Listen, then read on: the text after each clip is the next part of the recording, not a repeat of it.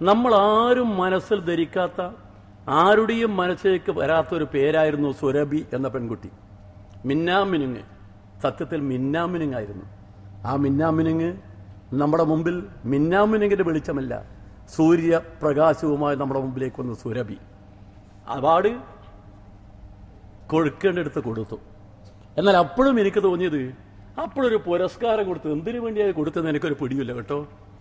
നമ്മുടെ മഹാനടനൊരു പുരസ്കാരം, ആ അവാർഡിന്റെ ആ പുരസ്കാരം എന്ന് പറയുന്ന ഇതിന്റെ ഭംഗി മുഴുവൻ കെടുത്തുന്ന ആ പുരസ്കാരം. സുരഭി എന്ന് പറയുന്ന നടിക്ക് ദേശീയ അവാർഡിന്റെ തിളക്കം കിട്ടിയപ്പം മലയാളത്തിലെ മഹാനടൻ എന്തിനാ ഇങ്ങനെയൊന്നും കൊടുത്തതെന്ന് എനിക്ക് പിടി കിട്ടുന്നില്ല. ചിലരെ സന്തോഷിപ്പിക്കാൻ ചിലർക്ക് കൊടുക്കേണ്ടി വരും, അതുകൊണ്ട് കൊടുത്തായിരിക്കാം. കാരണം പൊലിമുരുകനല്ലേ, അപ്പൊ കൊടുക്കാതിരിക്കാൻ പറ്റുമോ? അങ്ങനെ കൊടുത്തായിരിക്കാം. നമ്മുടെ അവാർഡുകളെ പലപ്പോഴും വ്യഭിചരിപ്പിക്കുന്ന ഇതുപോലുള്ള കേസുകളാണ്. അതുകൊണ്ട് യുവതികൾക്ക്, പെൺകുട്ടികൾക്ക്, കേരളത്തിലെ പെൺകുട്ടികൾക്കും പെണ്ണെഴുത്തുകാർക്കുമെല്ലാം, പെണ്ണെഴുത്ത് ഞാൻ പറയില്ല കേട്ടോ, പെണ്ണെഴുത്തിൻ്റെ കാലം കഴിഞ്ഞു.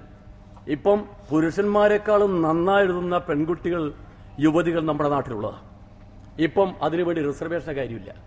ആ കാലത്ത് ഇതുപോലെ അവാർഡ് സുരഭി എന്ന് പറയുന്ന, നമ്മളാരും മനസ്സിൽ കരുതാത്ത, കേരളത്തിലെ നമ്മുടെ അവാർഡ് കമ്മിറ്റിക്കാരും മനസ്സിൽ പോലും ധരിക്കാത്ത ഒരു യുവതിക്ക് നരിക്കുനി എന്ന ഗ്രാമത്തിൽ